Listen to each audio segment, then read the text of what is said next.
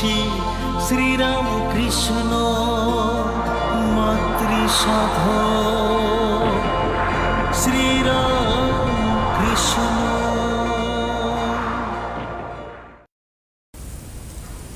নমস্কার, astro guidance অনুষ্ঠানে আপনাদের সকলকে স্বাগত। আজ আমাদের সঙ্গে এই অনুষ্ঠানে রয়েছে বাকসিদ্ধ মাতৃসাধক শ্রী রামকৃষ্ণ। তাদেরকে অনেক অনেক স্বাগত। এবং আজকে মূলত আমরা যেই বিষয়ে আলোচনা করব বলে নির্বাচন করেছি, যে এখনকার দিনে দেখা যায় আমাদের জীবনে কনফিডেন্স কোনো কারণে খুব লো হয়ে যায় এবং নিজেকে আমরা খুব ছোট ভাবি। মানে যেরকম একটা কথা রয়েছে যে নিজেকে ছোট ভাবার আগে মনে করো দুর্বা ঘাস পুজোতে প্রয়োজন হয়, তাল গাছ নয়। তো আমাদের কিরকম সময়, অর্থাৎ কি কারণবশত এই ধরনের মাইন্ডসেট তৈরি হয়? নমস্কার, আমার সকল দর্শক বন্ধুদের প্রণাম জানাই এবং আমার আরাধ্য দেবী তারামাকে প্রণাম জানিয়ে, আমার গুরুদেবকে প্রণাম জানিয়ে এবং সকল যারা আমার থেকে বয়সে কনিষ্ঠ সকলকে শুভেচ্ছা জানিয়ে আজকের লাইভ ফোনিং অনুষ্ঠান শুরু করছি। খুব ভালো বিষয় যে একটা দুব্বা ঘাস সবাই মারিয়ে যায়, কিন্তু সেই দুব্বা ঘাসটি কিন্তু পুজোয় লাগে। নিজেকে ছোট মনে করার আগে 50 বার চিন্তা করতে হবে আমি ছোট নই। আর একটা কথা মনে রাখতে হবে, নিজে যারে বড় বলে বড় সেই নয়, লোকে বলে যারে বড় বলে বড় সেই হয়। তো অনেকের ক্ষেত্রে এবারে দেখা যায় যে অনেকে নিজেকে ছোট মনে করে না, বিশাল নিজেকে মনে করে। একদম, এটারও ভাবার কোনো কারণ নেই। ব্যাপার হচ্ছে জ্যোতিষ শাস্ত্র হচ্ছে একটা আয়নার মতো। আপনি নিজের প্রতিচ্ছবি আয়নায় যেভাবে দেখবেন আপনি দেখতে পাবেন। আপনি যদি নিজের প্রতিচ্ছবি আয়নার মধ্যে কখনো আপনাকে কোনো একটা ফিল্ম অ্যাক্টার্সের মতো লাগবে না। আপনি যেরকম দেখতে আপনাকে ঠিক তেমনিই লাগবে। এবার মেকআপ দিয়ে কিছুটা সুন্দর করা যেতে পারে, সেই কাজটা আমরা করি। কিন্তু আমরা যখন জন্মাই তখন আমরা কতগুলো গ্রহ অবস্থান নিয়ে জন্মাই। সেই গ্রহ অবস্থানগুলো আমাদের চারিত্রিক, মানসিক, শারীরিক বৈশিষ্ট্য তৈরি করে। অনেক ক্ষেত্রে দেখা যায় যাদের গুরুচণ্ডাল যোগ আছে, মাঙ্গলিক যোগ আছে, হ্যাঁ, তাদের ক্ষেত্রে দেখা যায় বেশিরভাগ ক্ষেত্রে, বা গ্রহণ যোগ আছে, এরা নিজেকে না বিশাল মনে করে তার যোগ্যতা অনুসারে। তারা সকলের পরিশ্রম এবং যোগ্যতাকে কোনো মূল্য দেয় না। আজকে আপনি দেখতে পাবেন যে এই যে যারা বম্বের ফিল্ম ইন্ডাস্ট্রিতে রয়েছে, একদম প্রত্যেকের একটা করে ড্যামি রয়েছে, কিন্তু মানে তাদের মতো হুবাহু দেখতে, গোবিন্দার মতো দেখতে, অমিতাভ বচ্চনের মতো দেখতে, শাহরুখ খানের মতো দেখতে, সলমান খানের মতো দেখতে, কিংবা আমাদের প্রসেনজিৎ চট্টোপাধ্যায় ওনার মতো দেখতে মানুষ কিন্তু আমাদের সমাজে আছে। এই দেখবার মতো সৌন্দর্য হলেই যে সে বড় ভালো অভিনেতা হবে বা অভিনয় করতে পারবে, সেটার কিন্তু কখনো মানে হয় না। একদমই। কারণ রবীন্দ্রনাথের মতো দেখতেও একজন মানুষ রয়েছেন, আমরা বই মেলা টই মেলা অনেক জায়গায় কিন্তু দেখতে পাই। কিন্তু কবিতা লেখা, অনেকে বলেন শান্তিনিকেতনে আমি যাচ্ছি। রবীন্দ্রনাথকে জানতে গেলে শান্তিনিকেতন যেতে হবে। হ্যাঁ, যেমন আমি যাদবপুর ইউনিভার্সিটিকে আমি পরিদর্শন করতেই পারি, কিন্তু ইউনিভার্সিটিতে পড়া, অ্যাডমিশন নেওয়া, এটা সম্পূর্ণ আলাদা না? তো এই যে কোয়ালিটিটা, এই কোয়ালিটিটা যদি নিজের মধ্যে তৈরি না হয়, আমি নিজে যতই নিজেকে বড় মনে করি, আমি বিশ্বের বিখ্যাত একজন নিজেকে জ্যোতিষ মনে করি, আমার সঙ্গে 5টা বডিগার্ড রাখতে পারি। এখন সমালোচনার ঝড় বয়ে গেছে, এক জ্যোতিষী একজন ফিল্ম আর্টিস্টকে অপমান করেছে। হ্যাঁ, একেবারে একদম সমালোচনার ঝড় চারিদিকে। কিন্তু সেই জ্যোতিষকেও মনে রাখতে হবে, আমার কথায় দুঃখ পায় এমন কথা বলা উচিত নয়। আমি এক জায়গায় পড়ছিলাম, মা শারদাকে সামনে এক অল্প বয়সী জ্যোতিষ এসে তার পাশেই কজনকে কয়েকটা কথা বলেছিলেন। শ্রী মা তাকে জ্যোতিষকে সাইড করে ডেকে বলেছিলেন যে দেখো তোমার বয়স অল্প তাই তুমি জানো না, তুমি এই কথাগুলো না বললেই পারতে, এর প্রতিকার প্রতিবিধান তুমি দিয়ে দাও, কিন্তু যাতে মানুষ দুঃখ পায় ভয় পায় সেই কথাটা তুমি না বললেই পারতে। আমার কথার বা আমার ব্যক্তিত্বে কোনো মানুষ কষ্ট পাবে, অসম্মানিত হবে, একদম সেই কথাটি আমি নাই বা বললাম। অবশ্যই। আমি যদি কাউকে স্টেজ থেকে নামাতে যাই বা ওঠাতে যাই, যেমন তার পারমিশন নিয়ে আমি তাকে নিয়ে এসেছি এবং তার সঙ্গে কনসাল্ট করেই আমার সবকিছু করা উচিত ছিল। এখানে সব বিষয়ে দোষ উভয় পক্ষেরই থাকতে পারে। আমি প্রশাসন না, আমি কোনো আইনত বিষয় নিয়ে হস্তক্ষেপ করতে চাই না। আমি আমার নিজস্ব মতামত, ব্যক্তিগত মতামত, এটা আমি আমার দর্শকদের সামনে, আমার ভক্তদের সামনে, আমার যারা অনুগ্রাহী, আমার স্টুডেন্ট বা আমার যারা ছাত্র আছে তাদের সামনে আমি রাখতে চাই। যে কথায় পিতা মাতা এবং সমাজের প্রত্যেকটা মানুষ দুঃখ পায়, নাইবা বললাম সেই কথাটি, সেই দুঃখ দিয়ে কথাটি নাইবা বললাম, কিন্তু যখন আমাকে কেউ দুঃখ দেবে তখন আমি হয়তো প্রতিরোধ বা প্রতিবাদের ভাষায় আমি বলতেই পারি, কিন্তু মানুষকে সবসময় উজ্জীবিত করতে হবে। এই সমাজে প্রত্যেকটা মানুষ কিন্তু সংগ্রাম করে চলছে, প্রত্যেকের নানা রকম সমস্যা। কেউ কেউ বলেন মায়েরা যে আমরা ঘরের মধ্যে আছি, অর্থ আসছে, সোনার গয়না সব আছে, কিন্তু হাজবেন্ড আমার দিকে মন নেই, অন্য নারী প্রতি আসক্ত। আবার অনেকে বলেন আমার ছেলেটি কত কষ্ট করে দাদা পড়াশোনা করিয়েছি, কিন্তু সেই ছেলে মা বাবার কোনো খোঁজই করেন না। অনেকে বলেন যে অনেক অর্থ ব্যয় করেও ছেলেটাকে ঠিকমতো সুশিক্ষা দিতে পারলাম না। এগুলো সম্পূর্ণটাই, প্রত্যেকটা জিনিসের একটা সময় আছে, প্রত্যেকটা ট্রিটমেন্টের একটা সময় আছে, প্রত্যেকটা কাজের একটা সময় আছে। সময় চলিয়া যায় নদীর স্রোতের ন্যায়। আজকে আমাদের প্রোগ্রামের সময়ও বেরিয়ে যাচ্ছে, দেখি লাইভ অনুষ্ঠানে কে আছেন আজকে। একদমই, একটা ফোন রয়েছে। হ্যালো, কে বলছেন? হ্যালো, হ্যাঁ, কে বলছেন, কোথা থেকে বলছেন? রামকৃষ্ণ পাওয়ার নকশা নেবেন? হ্যাঁ, নমস্কার। নমস্কার, আপনি কোথা থেকে বলছেন? জলপাইগুড়ি থেকে বলছি রামকৃষ্ণ, আমি স্বরূপ বলছি। আচ্ছা, এই অনুষ্ঠান কি জলপাইগুড়ি আপনি থেকে দেখেন? কে? স্বরূপ কুমার রায়।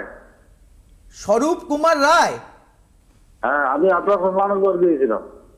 আপনাকে চেনা চেনা লাগছে দাদা। হ্যাঁ, আপনি চেনেন তো আমাকে। আপনার কাছে আমি গেছিলাম তো অনেকবার। হ্যাঁ আপনি হ্যাঁ হ্যাঁ। 3 বার গেছেন। আপনি কি আপনি ওই স্বরূপ বাবু লয়ার? ও আমার মেয়ে লইয়া। মেয়ে লয়ার, আচ্ছা। আপনি লয়ার নন? না। আচ্ছা আচ্ছা আচ্ছা, আজকে কার ব্যাপারে জানবেন? বুঝতে পেরেছি। কার ব্যাপারে জানতে চান? আজকে আমার মেয়ের ব্যাপারে জানতে চাচ্ছি। ও, মেয়ের ব্যাপারে। ডেট অফ বার্থটা বলুন। মেয়েকে নিয়ে আসেননি কেন আমার কাছে? আমি তো রত্নদ্বীপে বসি। আরে সময় পাচ্ছি না তো, আর আমার তো স্টক করেছে তো। আচ্ছা, আপনি কিসে আছেন? হ্যাঁ, আপনি কি করেন? আমি তো এমনি ব্যবসা করি, চাবান টাবান। আচ্ছা আচ্ছা, ঠিক আছে। ডেট অফ বার্থ বলুন মেয়ের। 20-10-2000। 20-10-2000। 2000। কটার সময়? 4:40 বিকেল। 20-10-2000, 4:40 বিকেল। হ্যাঁ, জলপাইগুড়ি। বিকেল 4:40 জলপাইগুড়ি। আচ্ছা, সেদিন শুক্রবার ছিল? হ্যাঁ, শুক্রবার ছিল। আচ্ছা, মীন লগ্ন জানা আছে?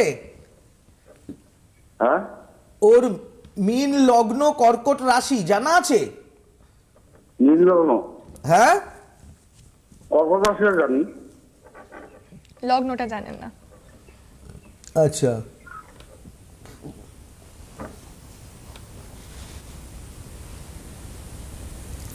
মেয়ের তো এইদিকে, আচ্ছা, তুলা রাশির ওপর রবি বুধ বসে আছে, প্রশাসনিক বিভাগে উচ্চ পদে চাকরির ব্যাপার রয়েছে। হ্যাঁ, না, ও তো এমনি ফার্মে চাকরি করছে এখন। হ্যালো, তো বলছি যে ও তো এখন ফার্মে চাকরি করছে প্রভাবে। কিসে? ফার্মে চাকরি করছে, ল ফার্মে চাকরি ল ফার্মে চাকরি করছে। আর পড়াশোনা কি এলএলএম করেছে? না, এলএম করেনি, এলএলবি করে। এলএলবি করেছে, এরপরে পড়াশোনা বন্ধ করে দিল কেন? ওর তো অ্যাডমিনিস্ট্রেটিভ দিকে উচ্চ পদে চাকরির যোগ রয়েছে। আপনি বিয়ের ব্যাপারে জানতে চাইছেন তাই তো, মূলত পিতামাতা হয়ে? হ্যাঁ কি বললাম? হ্যাঁ, ঠিক বলছি। আচ্ছা, কি আর কিছু টাকা পয়সা কিন্তু চোট হয়ে যেতে পারে, বুঝলেন? হ্যাঁ, কিছু টাকা পয়সা মেয়ের চোট হয়ে যেতে পারে। তোর হয়ে যাবে। হ্যাঁ, বলুন কি জানতে চান আর? বলছি ও বিয়েটা কবে হবে এদিকে জানতে চাচ্ছি। বিয়ে কবে হবে আপনি একটু বলছে, বিয়ে- আপনি একটু টিভি থেকে একটু দূরে সরে কথা বলুন না। জানতে আমি চাইছেন ঠিক বাইরে বিয়ে আছি। কবে হবে। হ্যাঁ, তাহলে একটু স্পিকারটা বন্ধ করে কথা বলুন। আর বন্ধ করা আছে। হ্যাঁ, বলুন, এবারে বলুন কি জানতে চান। বলছি আমার মেয়ের বিয়ে দিয়ে যাচ্ছি তো, হ্যাঁ, 26 ইয়ার্স হয়ে গেল। আমি শুনতে পাচ্ছি। আরেকবার বলুন। বললাম 26 ইয়ার্স হয়ে গেল বয়স। তো ঠিক বিয়ে দিয়ে বোঝা যাচ্ছি যাচ্ছে। তো, বিয়ে করতে হবে যদি। মানে আপনি বিয়ের ব্যাপারে জানতে চাইছেন? হ্যাঁ হ্যাঁ, বিয়ের ব্যাপারে কি জানতে চাইছেন? মানে অনেকটা বয়স হয়ে গেল, বিয়ে কবে হবে বলছেন। বেশ, শুনুন দাদা। হ্যালো, হ্যাঁ, বলুন। ওর বিবাহিত জীবন আমি ভালো দেখছি না।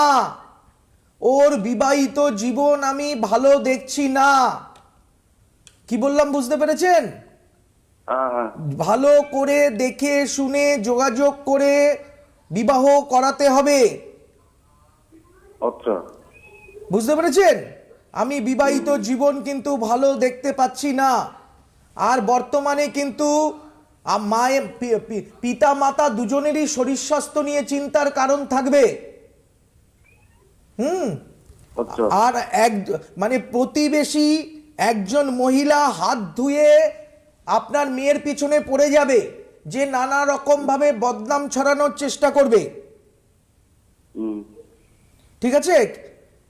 স্পেকুলেশনে কিছু অর্থ প্রাপ্তির সম্ভাবনা রয়েছে আপনার। বুঝতে পেরেছেন? আচ্ছা। কিছু টাকা পয়সা আপনি মাঝে মাঝে একটু হঠাৎ হঠাৎ কোনো রকম ভাবে অর্থ আসতে পারে, কিন্তু আপনার মেয়ের সময়টা বিশেষ ভালো নয়। আপনি অবশ্যই কোনো ভালো জ্যোতিষীর পরামর্শ নিয়ে মেয়েকে প্রতিবার বা প্রতিবিধান করার চেষ্টা করবেন। কত বছর হয়েছে বিয়ে হবে তো? বলছি তো বিবাহ যোগ শুরু হয়ে গেছে, বুঝতে পেরেছেন? বিবাহ যোগ শুরু হয়ে গেছে, কিন্তু বিবাহ ভালো জায়গায় নেই। দুটি বিবাহ যোগ রয়েছে। বলুন কি জানতে চান আর? আচ্ছা, ছেড়ে দিন, আপনি যোগাযোগ করবেন। হ্যাঁ, যদি আপনার মনে হয় তো আপনি নিশ্চয়ই দেখা করে নেবেন জলপাইগুড়িতে আমার সঙ্গে। আপনি শুনলেন, দাদার সঙ্গে যোগাযোগ করুন। এবং আপনাদের সকলের উদ্দেশ্যে জানিয়ে রাখবো যে প্রথমেই জানিয়ে রাখবো বুকিং নম্বর রয়েছে, এবং পাশাপাশি দাদার কোথায় চেম্বার কোথায় কোথায় রয়েছে। ফেব্রুয়ারিতে রয়েছে 9 তারিখ দুর্গাপুরে, 10 তারিখ আসানসোল, 14 তারিখ গুয়াহাটি, 16 তারিখ চুচুড়া, 23 তারিখ কোচবিহার এবং 24 তারিখ ফালাকাটায় রয়েছে, 25 তারিখ জলপাইগুড়ি, 26 তারিখ শিলিগুড়ি, 27 তারিখ কালিয়াগঞ্জ, 28 তারিখ মালদা এবং মার্চের 11 তারিখ রয়েছে ধুবড়ি আসামে এবং 17 তারিখ রয়েছে মেচেদা, যেখানে হাওড়ার লোকেরাও সেখানে যারা রয়েছেন তারা যেতে পারবেন। এবং জানিয়ে রাখবো 18 তারিখ রয়েছে মেদিনীপুরে। এবং স্ক্রিনে দেওয়া আমি একটা কথা বলে রাখি, যারা আমার কাছে আসবেন একবার আমাকে ফিস জমা করবেন। বুকিং শুধু মুখে বুকিং করলে হবে না, আপনারা হোয়াটসঅ্যাপে লিখে কিউআর কোড নিয়ে টাকা জমা করে আমার কাছে আসতে হবে। আর একবার যদি আপনি আমার কাছে আসেন, একটি বছরে আর কোনো টাকা পয়সা দিতে হবে না। সারা বছর আপনি আমার সঙ্গে ফোনে এবং ভিডিও কলিংয়ে যোগাযোগ রাখতে পারবেন 1 বছরের জন্য। আর যারা কোর্স করতে চাইবেন তারা আমাকে ফোন করলে আমি আমার মানে শিষ্যের নাম্বার দিয়ে দেবো। ওই সমস্ত ফর্মালিটিস কি আছে না আছে সব আপনাদের বুঝিয়ে দেবে, যেসব মায়েরা শিখতে চান। এবং যারা মাধ্যমিক উচ্চ মাধ্যমিক পরীক্ষা দেবেন তাদের জন্য যে বিশেষ জিনিস তৈরি করা আছে, তারা ইমিডিয়েট সেগুলো কিন্তু নিয়ে যাওয়ার চেষ্টা করবেন। আর যারা বুকিং করবেন আগের থেকে অন্তত 15-20 দিন আগে আমাকে বুকিং করবেন, এবং আসার আগের দিন আপনারা কিন্তু একবার জেনে নেবেন যে আমি সেই জায়গায় পৌঁছতে পারছি কিনা। কারণ রওনা দেওয়ার আগে একবার আগের দিন ফোন করে নেবেন।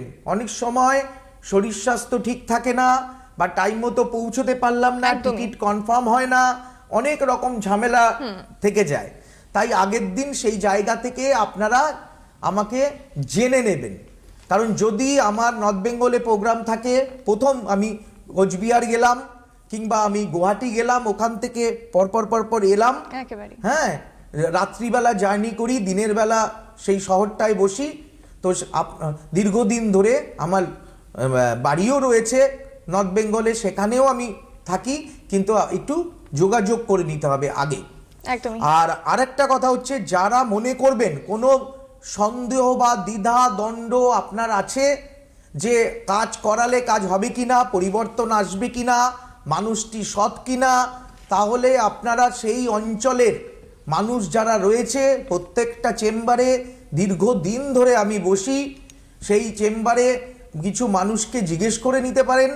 আর যদি আরও কিছু মনে হয়, আপনারা আমার থেকে গ্যারান্টি সমেত লিখিয়ে নিতে পারেন রেভিনিউ স্ট্যাম্প পেপারে, যে কাজ না হলে সম্পূর্ণ অর্থ আপনি ফেরত পাবেন, এবং কি কাজে আপনি এসছেন সেটা সমেত লিখিয়ে নেবেন। কারণ আমি কারোর পারিশ্রমিক, মানে কোনো কর্ম না করে কারোর কোনো পারিশ্রমিক আমি গ্রহণ করতে চাই না।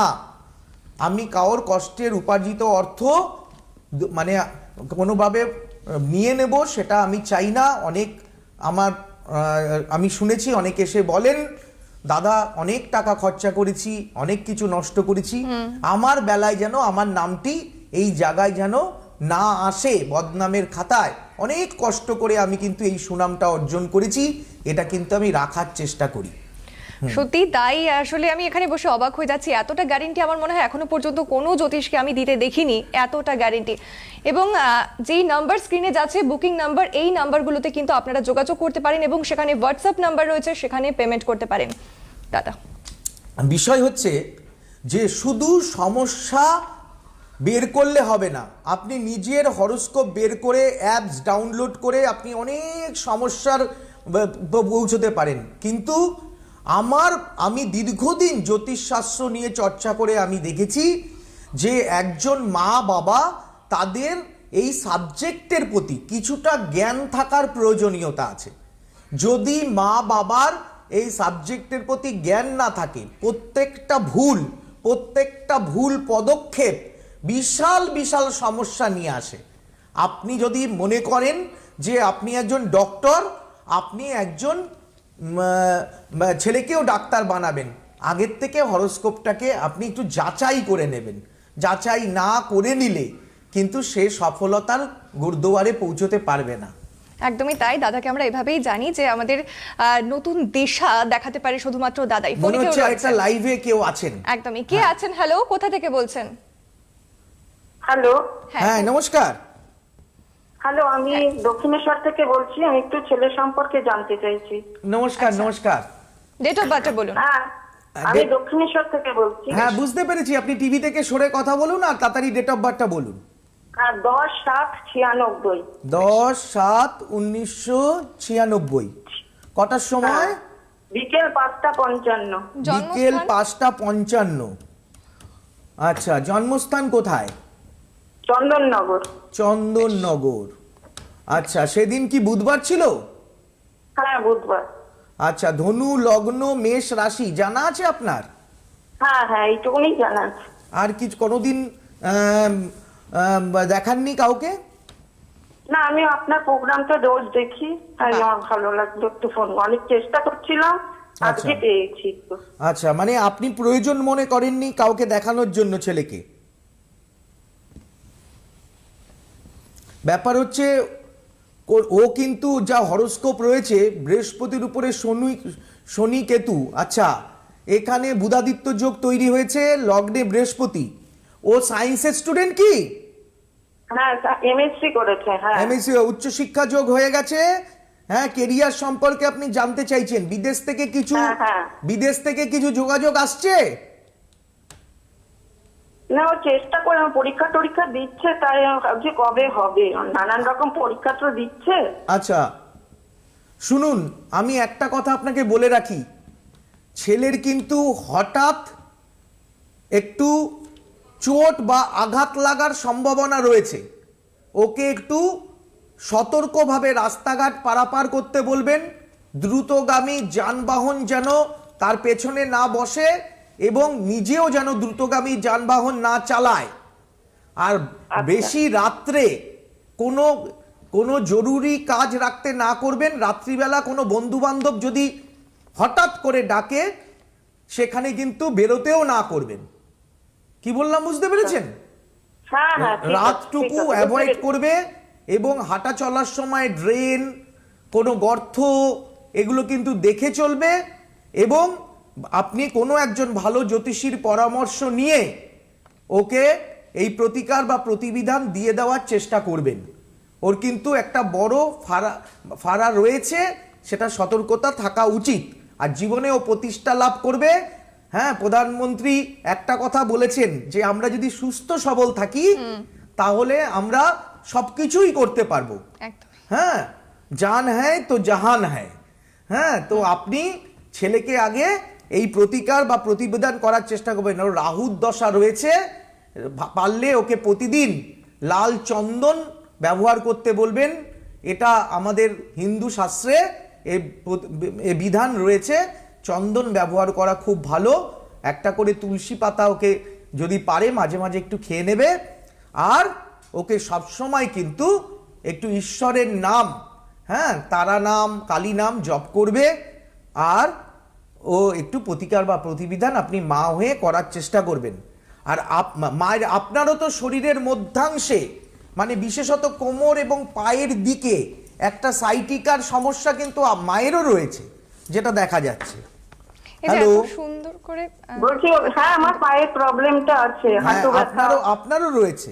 হ্যাঁ হ্যাঁ হ্যাঁ, আর ও কিছুদিন আগে কি কোনো উঁচু জায়গা থেকে পড়ে গেছিল ছেলে?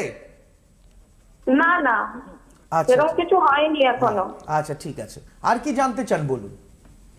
ওই কেরিয়ারটা, ওর কেরিয়ার সম্বন্ধে কেরিয়ার নিয়ে আপনাকে ভাবতে হবে না। ছেলের কেরিয়ার নিয়ে একদম ভাবতে হবে না। তবে ওর চাকরি বর্তমানে জন্মস্থান থেকে দূরবর্তী স্থানে চাকরি হবে, বুঝতে পেরেছেন? আচ্ছা, আর আপনি ওর প্রতিকার বা প্রতিবিধানগুলো করানোর চেষ্টা করুন। আর কিছু জানতে চাইছেন? হ্যাঁ বেশ, ধন্যবাদ ফোন করার জন্য।